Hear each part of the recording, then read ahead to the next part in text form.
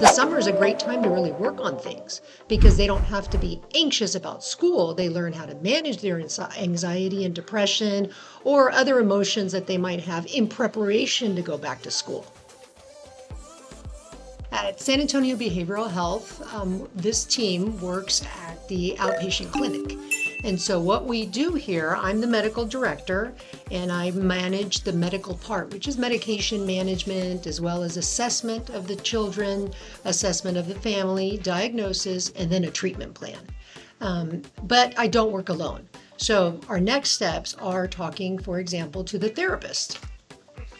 And I'm one of the adolescent therapists here. I provide individual, group, and family therapy. In therapy, we teach the kids how to communicate and advocate for themselves. Continually to assess, inform the parents how the children are doing it in therapy sessions, but also to evaluate how they're doing at home too and address any concerns. So we do a lot of family therapy sessions. I think one of the most impressive things with the kids when they come in and in contrast to when they leave is how much more they know about themselves.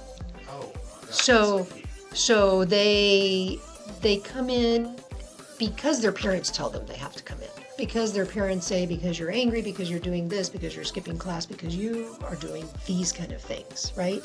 But they don't really even know where it comes from. And so once they participate in the therapy, they really get to know themselves. So it's not, and then they understand why their parents see what they see.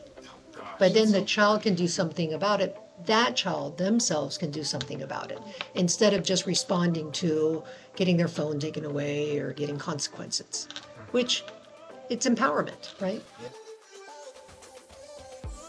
I'm Stacy Robinson. I'm the program director here. I think one of the things that makes it unique is our team approach. I think that it gives us all the opportunity to work with the adolescents while they're here and provide that support for them. It's a great way for them to learn how to utilize their voice, understand their own feelings and emotions. Hi, my name is Cheryl. I am the patient navigator. Lots of times kids will come in, right, and they're like thinking, I don't really want to do this. I don't want to talk in front of other people. Yet once they start, right, then all of a sudden they realize what a safe zone it is, and then they're participating.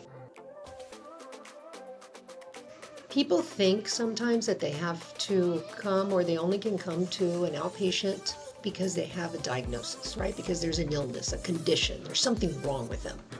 And that's not the case. There could be children that are having some difficulty managing school, some kids that are having difficulty communicating with each other, having their needs met.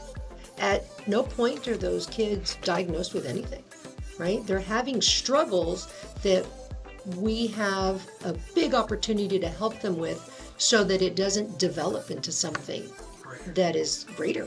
Yeah.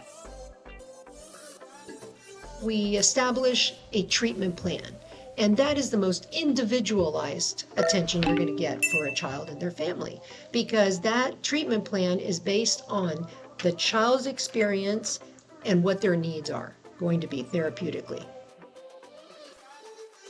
So besides the subjectiveness of kind of the feedback from the parents saying that the kiddos are doing better, or the child even saying, I'm doing better, there are some objective measurements.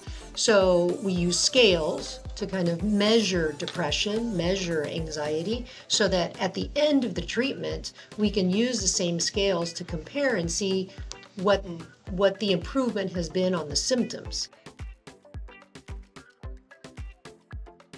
I would suggest that you scan this QR code on this little brochure, which is going to go out when this discussion goes out.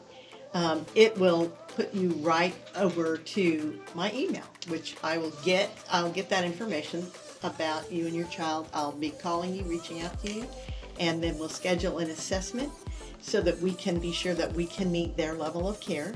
And then we go from there.